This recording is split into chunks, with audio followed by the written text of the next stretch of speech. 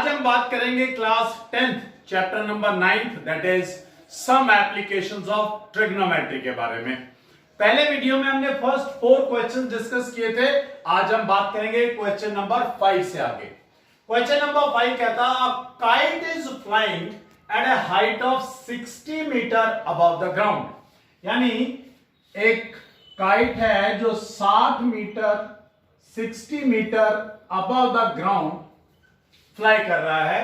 The string attached to the kite is temporarily tied to a point. इसकी जो string है वो किसी पॉइंट से टेम्परेरीली टाई की हुई है। The inclination of the string with the ground, ये स्ट्रिंग है, ये आपका ग्राउंड हो गया and angle of inclination is given 60 degree. Find the length of the string. So हम मान लेते हैं let the length of the string is L, assuming that there is no slack, यानी वो पूरी तरह से खिंची हुई है, स्ट्रेट है, नो स्लैक एज्यूम ये करना है हमने। सो इस ट्रायंगल का नाम दे देते हैं A, B एंड C। सो ये एक राइट एंगल ट्रायंगल है। सो सॉल्यूशन स्टार्ट करते हैं। इन राइट ट्रायंगल ABC, अब एंगल है C के ऊपर, तो इसका मतलब ये आपको मालूम है 90 के जो ऑपोजिट है दैट इज हाइपोटेन्यूस, और angle is always between base and hypotenuse. So this is base, this is your perpendicular. अब आपको ये क्लैरिटी से पता होना चाहिए कि कौन सा ट्रिग्नोमेट्रिकल रेशियो एग्जैक्टली लगाने से हमारा आंसर आ जाएगा। देखिए कैसे पता करते हैं हम कौन सा रेशियो लगाना है। अब मुझे फाइंड आउट करना है L, यानी मुझे इसमें से ट्रायंगल में से हाइपोटेन्यूस फाइंड आउट करना है। अब गिवन क्या है, क्या बेस गिवन है या परपेंडिकुलर? परपेंडिकुलर गिवन है। सो जो भी रेशियो परपेंडिकुलर और हाइपोटेन्यूस के अंदर है, दो किस्म के रेशियो हैं। One is perpendicular bye hypotenuse that is sine theta, another is hypotenuse by perpendicular that is cosecant theta. आप दोनों में से कोई भी एक एंगल यानी ट्रिग्नोमेट्रिकल रेशियो ले सकते हैं। सो हम कॉसिकेंट इसलिए नहीं लेते, उसकी वैल्यूज हमें थोड़ा सा याद नहीं रहती। साइन, कॉस, टेन, ये जो सबसे नजदीक वाले एंगल्स हैं इनकी वैल्यूज हमें याद रहती हैं। सो इन ट्रायंगल ABC अब हमें मालूम है परपेंडिकुलर और हाइपोटेन्यूस है, तो sine 60 degree perpendicular by hypotenuse, perpendicular is 60 and hypotenuse is L, और sin 60 डिग्री की वैल्यू हमें मालूम है that is √3/2, that is 60 by L। Cross multiply, under root 3L is equal to 60 into 2 and L is equal to 60 into 2 by √3। अब denominator में irrational number है, तो what we will do, we will rationalise. So that has come as 60 into 2 into √3 by 3, 3 2s are 6, so your answer is 40 under √3 meters। so length of the, क्या निकालना था, string. so answer में आप लिखेंगे length of the string is 40 under √3 meters। So let's talk about question number 6. Okay, question number 6 is a 1.5 meter tall boy is standing at some distance from a 30 meter tall building. The angle of elevation from his eyes to the top of the building increases from 30 degree to 60 degree as he walks towards the building. कहता है एक 1.5 metre लंबा लड़का है, मान लीजिए ये है आपके पास 1.5 मीटर लंबा लड़का, और ये आपके पास 30 मीटर टॉल बिल्डिंग, ये है 30 मीटर, ये है 1.5 मीटर। कहता है angle of elevation from his eyes, इसकी आंखों से इस बिल्डिंग के टॉप का एंगल ऑफ एलिवेशन इंक्रीज करता है 30 डिग्री से 60 डिग्री हो जाता है। जब वो अब यहां पे था, कुछ देर बाद वो यहां पे पहुंच गया। अब इस पॉइंट से जब उसने देखा था तो एंगल वाज 30 डिग्री, और जब इसने इस पॉइंट से देखा तो ये एंगल हो गया 60 डिग्री। बात समझ में आ गई आपको कि जैसे ही वो बिल्डिंग की तरफ मूव करता है, वो यहां से चल करके यहां पहुंच गया, तो उसका जो एंगल ऑफ एलिवेशन है वो 30 डिग्री से 60 डिग्री बन गया।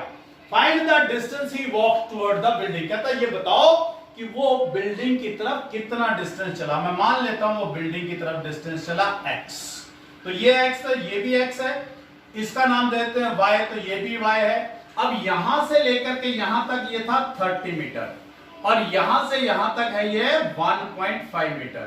तो ये डिस्टेंस यहां से लेकर के और यहां तक रहा 30 माइनस 1.5, दैट इज 28.5 मीटर।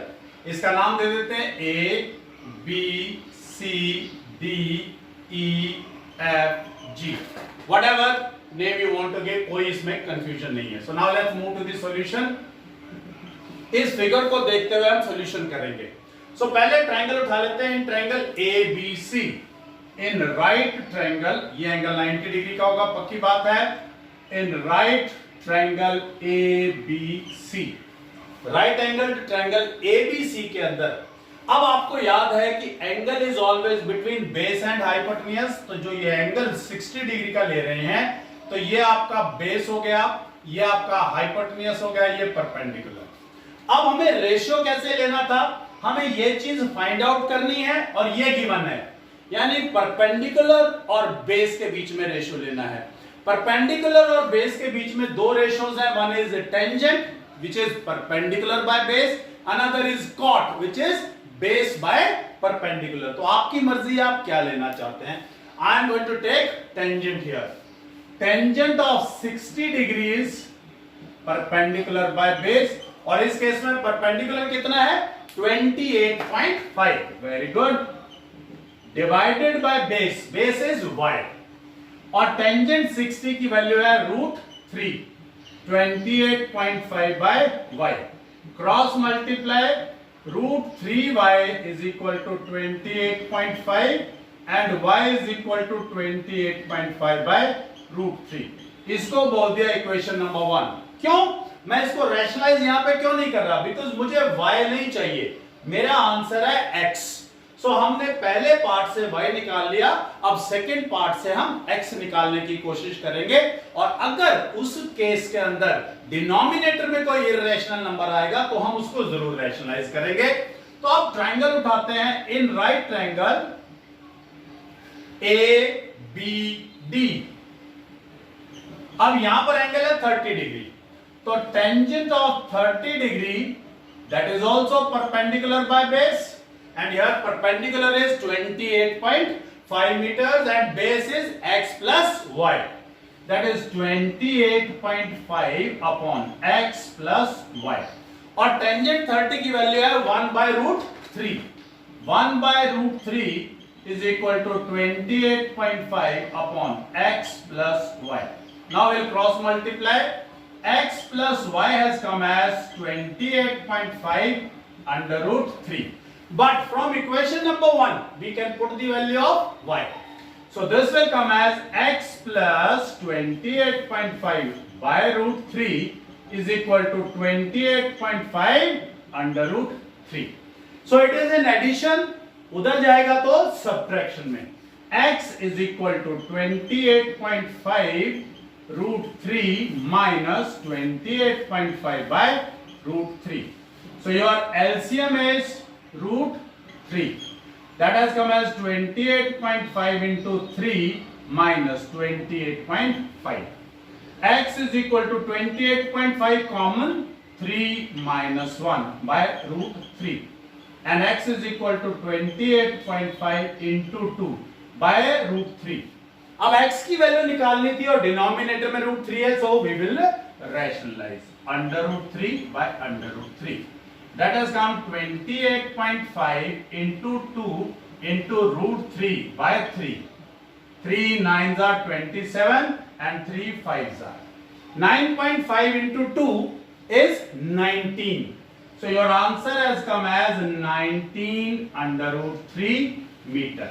यानी अगर ये यहां से 19 under √3 मीटर्स तक ट्रेवल करता है, तो जो एंगल ऑफ एलिवेशन है वो 30 डिग्री से 60 डिग्री बन जाता है। So now let's move to question number 7। Question number 7 says from a point on the ground, ground पे एक पॉइंट है, the angle of elevation of the bottom and top of a transmission tower fixed at the top of a 20 metre high building. एक 20 metre high building है, उसके top के ऊपर एक transmission tower लगा हुआ है, उसका एंगल ऑफ एलिवेशन बॉटम का और टॉप का इस पॉइंट से, दोनों एंगल ऑफ एलिवेशन है। अब कहता है आर 45 एंड 60 रिस्पेक्टिवली।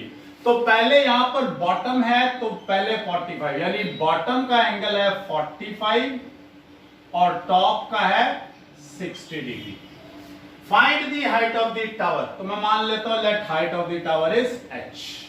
अब इसका नाम देते A B C D। ये एंगल 90 डिग्री का है।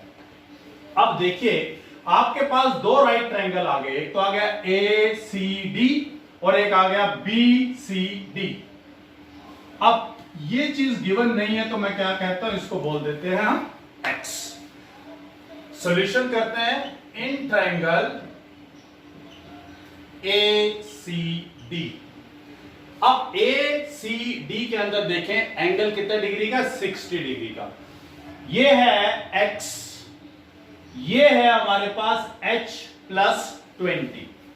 So tangent of 60 degree is equal to, perpendicular है h प्लस 20 और बेस है x। टेंजेंट 60 की वैल्यू है √3 h plus 20 by x, cross multiply √3x h plus 20 और x आ गया h प्लस 20 बाय √3। यहां पर आपको एक और बात बड़ी इंटरेस्टिंग और बड़ी मजेदार बताना चाहूंगा, क्योंकि हमें फाइंड आउट करना है h। देखा जाए तो मेरे पास इस इक्वेशन में दो अननोन हो गए, एक x और एक h। अब फाइंड आउट तो हमें h करना था, लेकिन हम निकाल रहे हैं x इज इक्वल टू। तो जो अगली राइट एंगल ट्रायंगल लेंगे वहां से भी हम x निकालेंगे और दोनों को इक्वेट कर देंगे तो x गायब हो जाएगा। तो याद क्या रखना है, जो चीज फाइंड आउट नहीं करनी है पहले वो निकालते हैं और फिर दो इक्वेशन से उसको एलिमिनेट करेंगे। तो इसको बोल दिया हमने इक्वेशन नंबर 1 और फिर ले लिया इन ट्रायंगल BCD। यहां पर आ गया tangent of 45 degree is equal to 20 by x, perpendicular by base. Tangent 45 is 1, cross multiply x is equal to 20। अब आपको पता चल गया है इक्वेशन नंबर 1 भी x के इक्वल है, इक्वेशन नंबर 2 भी x के इक्वल है, दोनों की लेफ्ट हैंड साइड इक्वल है, तो इसका मतलब राइट हैंड साइड भी इक्वल होगी। So from equation number 1 and 2 h plus 20 by √3 is equal to 20 by 1, cross multiply h plus 20 is equal to 20 √3 and h is equal to 20 √3 minus 20. We can take out 20 as common. 20 into √3 minus 1 meter. This is the height of the transmission tower. अब अगर by chance कभी आपको √3 की value given हो तब तो आप put कीजिए, अदरवाइज आप यहीं पर इस आंसर को खत्म कर दीजिएगा। Thank you. अगला क्वेश्चन करते हैं 8। Question number 8 says a statue 1.6 metre tall. एक स्टैचू है जो 1.6 मीटर लंबा है, stands on the top of a pedestal. एक प्लेटफॉर्म बनाया हुआ है, पेडेस्टल मतलब एक प्लेटफॉर्म बनाया हुआ है, उसके टॉप के ऊपर वो स्टैचू रखा हुआ है।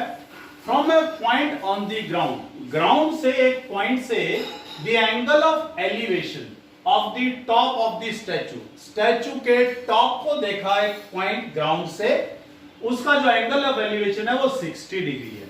फ्रॉम द सेम पॉइंट, और उसी पॉइंट से the angle of the top of the pedestal, यानी उस प्लेटफॉर्म का जो टॉप था उसको जब देखा तो उसका एंगल था 45 डिग्री। कहता find the height of the pedestal. अब हम करते हैं, मान लेते हैं ये मेरा है पेडेस्टल, इसके ऊपर जो है वो स्टैचू रखा हुआ है 1.6 मीटर टॉल। ये हो गया पेडेस्टल और ये हो गया स्टैचू।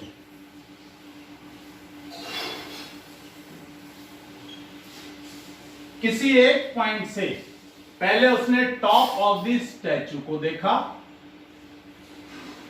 फिर उसी पॉइंट से टॉप ऑफ द पेडेस्टल को देखा। जब उसने टॉप ऑफ द स्टैचू को देखा तो एंगल वाज 60 डिग्री। यहां से यहां तक जो एंगल है वो 60 डिग्री है। और जब उसने टॉप ऑफ द पेडेस्टल को देखा तो एंगल जो है वो है 45 डिग्री। तो इसका नाम देते हैं ए, बी, सी और डी। ये एंगल सी आपका 90 डिग्री का है। अब कहता है height of the pedestal find out करना है, यानी BC फाइंड आउट करना है। इसका नाम दे देते हैं हम H और इस CD को ले लेते हैं हम X। जैसा हमने पिछले क्वेश्चन में किया था, हमारे पास दो राइट एंगल ट्रायंगल्स हैं, तो इसका मतलब दो इक्वेशंस आएंगी। उन दोनों इक्वेशंस में हम क्या करेंगे, X की वैल्यू लिखाएंगे, X की वैल्यू निकालेंगे और दोनों को इक्वेट कर देंगे। तो पहले सॉल्यूशन स्टार्ट करते हैं। इन ट्रायंगल BCD, अब एंगल BCD में कितना डिग्री का है, 45। टेंजेंट ऑफ 45, बिकॉज परपेंडिकुलर और बेस ले रहे हैं, तो परपेंडिकुलर क्या है हमारे पास H और बेस क्या है X, और टेंजेंट 45 की वैल्यू है 1 is equal to H by X। Cross multiply X आ गया इज इक्वल टू H, इसको बोल दिया इक्वेशन नंबर 1। दूसरा ट्रायंगल उठाते हैं, इन ट्रायंगल ACD। अब ACD ट्रायंगल के अंदर एंगल है 60 degree, so tangent of 60 degree is equal to perpendicular अब हो गया 1.6 प्लस H, और बेस कितना है वही सेम X, और टेंजेंट 60 की वैल्यू है √3। √3 by 1.6 plus H by X। Cross multiply √3x is equal to 1.6 plus H, और x की वैल्यू नीचे आ गया √3। सो इक्वेशन 1 और इक्वेशन नंबर 2 में x निकल गया है। फ्रॉम इक्वेशन नंबर 1 एंड 2 यहां से आ गया h is equal to 1.6 plus H by √3। Cross multiply √3h 1.6 plus H, इस H को इधर ले आए, √3h minus H is equal to 1.6, H common, √3 minus 1। अब ये मल्टीप्लीकेशन में तो it will go in division, so H is equal to 1.6 by √3 minus 1। अब याद कीजिए, जब भी डिनोमिनेटर में इरेशनल नंबर आ जाता तो हम रैशनलाइजेशन √3 प्लस 1 से मल्टीप्लाई, √3 प्लस 1 से divide, so that has come 1.6 into √3 plus 1, और ये formula a minus b into a plus b, that is a square minus b square. a square √3 का square करेंगे 3 और 1 का square that is 1। 3 minus 1 is 2, 1.6 into √3 plus 1 by 2 cancel हुआ 0.8, so your answer is 0.8 into √3 plus 1, और ये क्या है, this is the height of the pedestal in meters। 0.8 into √3 plus 1 meters is the height of the pedestal। चलिए इसके बाद करते हैं question number 9। Elevation of the top of a building, यानी एक बिल्डिंग की टॉप को देखा गया है नीचे से, फ्रॉम द कहां से, फुट ऑफ द टावर, एक टावर के बिल्कुल नीचे से, और उसका एंगल ऑफ एलिवेशन है 30 degree, and the angle of elevation of the top of the tower, और फिर उस टावर के टॉप को देखा गया है from the foot of the building, और उसका एंगल ऑफ एलिवेशन है 60 डिग्री। कहता है if the tower is 50 metre high, tower की हाइट दे दी आपको 50 मीटर, कहता है बिल्डिंग की हाइट फाइंड आउट कीजिए। भाई टावर और बिल्डिंग दोनों वर्टिकली खड़े होंगे। अब हमें सिर्फ यहां पे ये समझना है कि टावर बड़ा होगा या बिल्डिंग की हाइट ज्यादा होगी। अब ये यहां से क्लियर हो जाएगा, अगर बिल्डिंग की हाइट ज्यादा होती तो टावर के फुट से उसका एंगल ऑफ एलिवेशन ज्यादा आता, क्योंकि हमें ज्यादा ऊंचाई पे देखना पड़ता और एंगल ऑफ एलिवेशन इंक्रीज हो जाता। तो यहां पर हमें क्लियर है कि जिसका एंगल ऑफ एलिवेशन, जिसकी टॉप का एंगल ऑफ एलिवेशन बड़ा है, वो चीज बड़ी है। तो जब आप फिगर बनाएंगे तो दोनों, ये ऐसा फिगर आपके पास बन गया। तो ये बिल्डिंग होगी और ये टावर होगा, क्योंकि angle of elevation of the tower बड़ा है, इसलिए हाइट ऑफ द टावर भी ज्यादा होगी।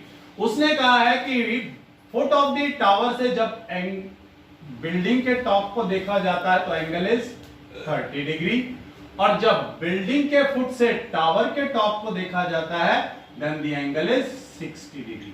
तो इसका नाम दे देते हैं ए, बी, सी और डी। अब हमारे पास दो राइट एंगल ट्रायंगल है, एक है ए बी सी और एक है बी सी डी।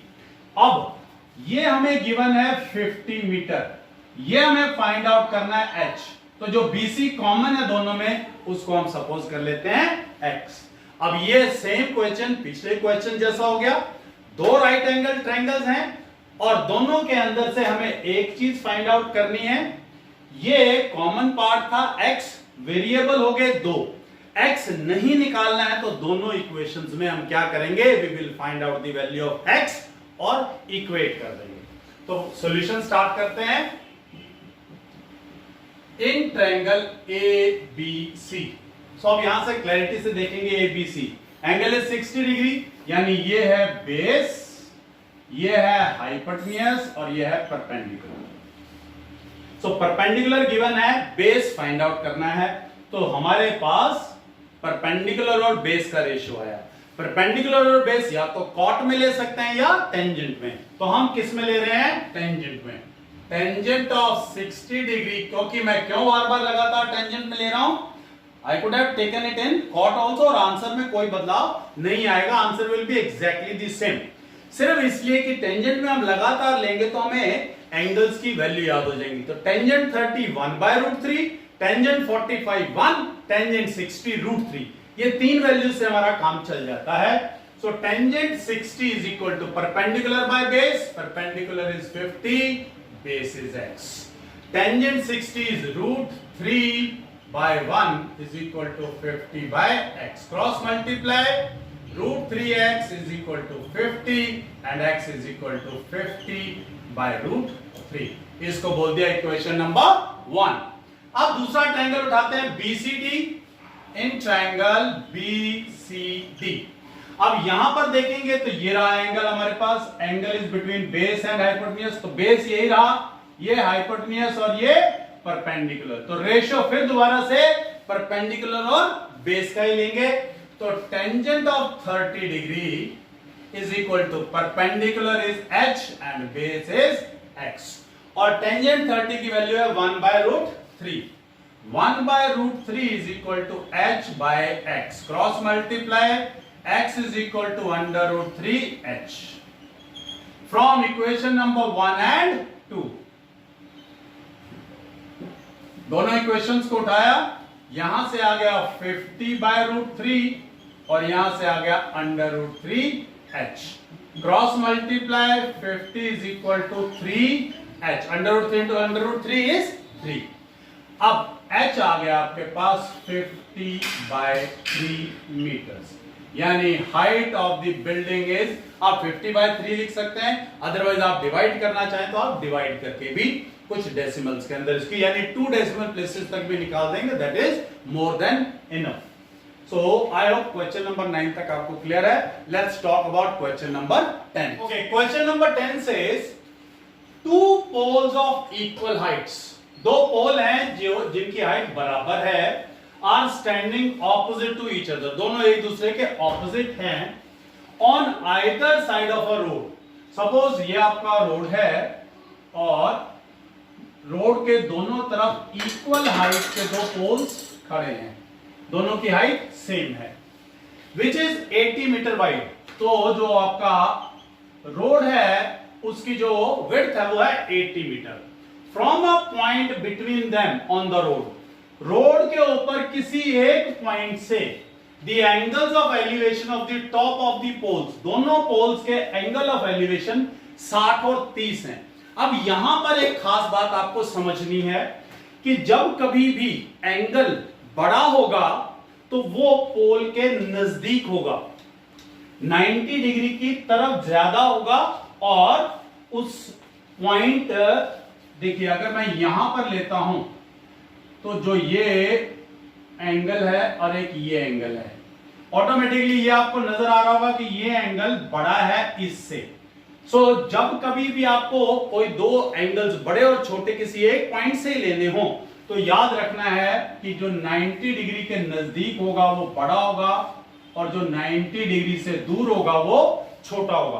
तो इस पॉइंट को बोल देते हैं P, इसका नाम देते हैं A, B, इसको C और D। अब आपके पास दो राइट एंगल ट्रायंगल हैं, कहता है इसकी वैल्यू फाइंड आउट करनी है तो H, और इन दोनों का डिस्टेंस भी फाइंड आउट करना है, यानी BP कितना है और PD कितना है। तो इसको मैं BP को X सपोज कर लूं तो ये ऑटोमेटिकली क्या आ जाएगा 80 माइनस X। तो दो राइट एंगल ट्रायंगल, बेस और परपेंडिकुलर, बेस और परपेंडिकुलर यानी टेंजेंट के साथ ही डील करना है। सॉल्यूशन, इस बात को याद रखेंगे कि जब कभी भी किसी एक पॉइंट से आपने, मान लीजिए ये एंगल है, अगर यहां से एंगल बनाऊंगा तो ये वाला एंगल इस एंगल X से Y हमेशा बड़ा होगा X से, X हमेशा छोटा होगा Y से, यानी 90 डिग्री के जो नजदीक है वो एंगल बड़ा होगा। तो इसलिए जब हम कहीं पर भी एक पॉइंट ले रहे हैं, एंगल्स आर डिफरेंट, तो पॉइंट बिल्कुल मिड में नहीं ले सकते आप। कई बार बच्चे सोचते हैं फ्रॉम अ पॉइंट बिटवीन, अब इन्होंने कहा है from a point between them on the road, तो मैं एग्जैक्टली मिड में ले लेता हूं, 40 इधर 40 इधर, नो, नॉट पॉसिबल, क्योंकि अगर बिल्कुल मिड में से लेंगे तो जो एंगल्स हैं, क्योंकि हाइट सेम है तो एंगल ऑफ एलिवेशन भी सेम आएंगे, बट यहां पर एंगल ऑफ एलिवेशन डिफरेंट दे रखे हैं। ये बात अपने माइंड में सेटल करिएगा। सो इस क्वेश्चन का सॉल्यूशन स्टार्ट करते हैं। दो राइट ट्रायंगल्स हैं तो दोनों ट्रायंगल्स को लेते हैं, आपकी मर्जी है कौन सा पहले लेना है, कोई फर्क नहीं पड़ता इस बात से।